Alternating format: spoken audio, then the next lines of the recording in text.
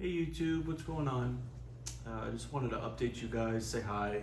Hope you guys all had a good week last week. I guess first and foremost, since I'm sitting here, I'm kind of in the same place that I was in the last vlog. Steely's home. Nick and I brought him home earlier this week, so he's in that little blue urn that I picked out for him there. And I just set up something nice, as like a little memorial for him, just a place for him to hang out next to his sister. And we're doing better. I mean, we're not great. Obviously, I'm not as like emotionally just like distraught as I was in my previous vlog. In hindsight, I probably should have given myself a little more time before letting you guys know what had happened. But yeah, but I mean, Nick and I are getting through it as best as we can. Time obviously heals, and it's just taking time. It's running its course, and we're learning to kind of go on without him kind of being here in the way that he was. I mean, I will say I've never gone through a cremation of a pet before. And I will say that there's a lot of catharsis there. Like actually having him back here in a weird way, I'm not going to speak on my husband's behalf, but definitely for me, it is offering a lot of comfort. I come in the morning and I feed them breakfast and I say good morning to him, I say good night to him, and I try to hold on to certain pieces of my routine and just kind of turn it into a new normal, if that makes sense. It's just, the fun parts of grieving. But yeah, I'm happy he's back. I miss him. I wish I could hang out with him, but I still can. My joke the last week is that he's just become our little dust bunny. So he's here. He's at his home. He's next to his sister.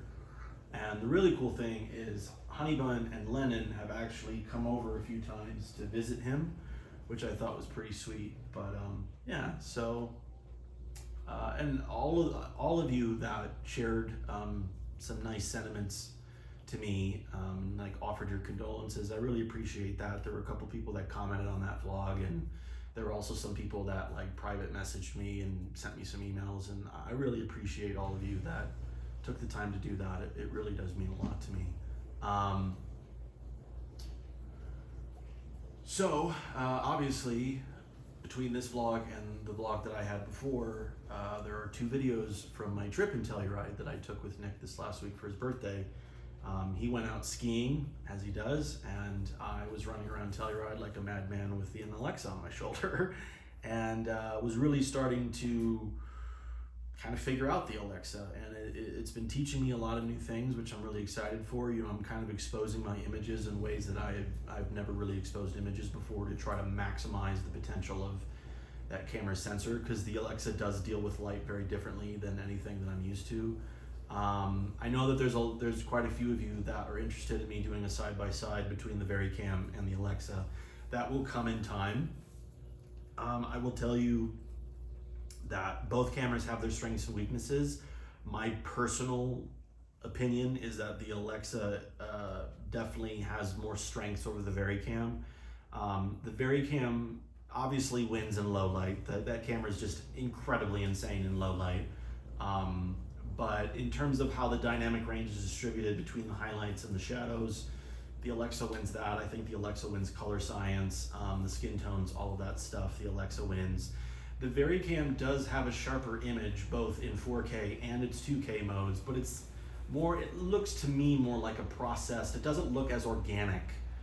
There's something that comes with the softness of the Alexa image that I really think is pleasing and very nice.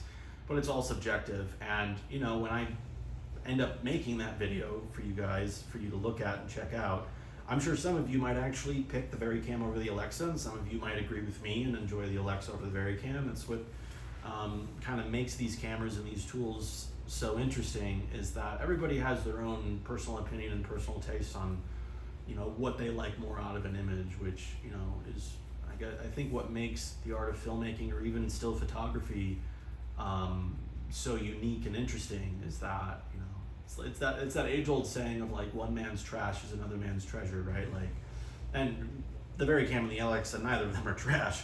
Like, they're both incredible cameras. It's just, which one do you favor? some of you might like them equally, for various reasons. But yeah, so that'll come down the road. But just wanted to make a quick vlog and just let you guys know how I'm doing, and kind of share some insight on my first experience kind of running around with the Alexa. And yeah, so I will definitely down the road here do kind of a more in-depth vlog and talk to you guys a little bit more about the Alexa as I use it more. But my first experience with it was nothing short of incredible. I'm unbelievably proud of the fact that I own it. It took a lot of hard work on my part to get there, and I'm just other than mourning Steely, obviously, I'm in a place in my life right now where I'm really, really happy. Obviously I wish Steely was here to enjoy the happiness with Nick and the rest of the bunnies here.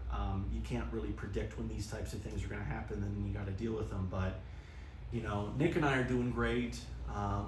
My job's going really well. There's not a whole lot in this life that I really can complain about, and I think through the hustle and bustle of life and everything, a lot of us, because we're moving so goddamn fast, that we don't stop and appreciate that. We don't stop and kind of reflect and realize all the good things that are going for us. And I guess I'm taking the end of this vlog to do that. Like, I'm really appreciative of having such a loving husband. I have an amazing friend group. All of you guys, I'm extremely thankful for. I mean, you guys are unbelievably supportive and inquisitive, and want to see new things coming from me. And there's a lot of things that I'm just really thankful for, and I couldn't ask for a better life right now. And I feel like through all of the pain and anguish that Nick and I just went through losing this little guy, I needed to end this vlog on a much more positive note, that even through loss there is light and there is positivity. And I've got a little over 9 beautiful years with this little guy, and I loved him to pieces, and he meant the world to me, as do the rest of these bunnies. And I have the ability to do what I love. The passion in me has never died. And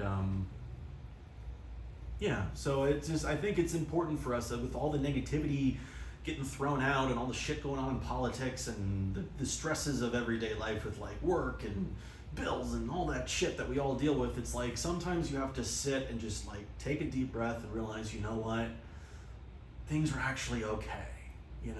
Like, obviously those gnats flying in your ear, like, and all the stresses and stuff, like, they're there, but through all the white noise and all the stress and stuff, like, things are actually really good. And I hope that they're all good for all of you. And when I mean all of you, I mean all of you. Like, I want all of you guys to be okay. I really do. I just want you guys to have peace and love, and go do what you love and be with those that you love. And that's all I've ever tried to get out there in the world with my work and these vlogs and everything, is just be the best version of yourself, and don't take any day for granted. Because as Steely's situation was an indicator to me, it's a constant reminder. I've had a few of them.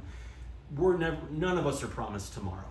So live every day the best way that you can. So I'm done with my Oprah moment. I love you guys. You have a good rest of your week. I will talk to you again soon. Take care.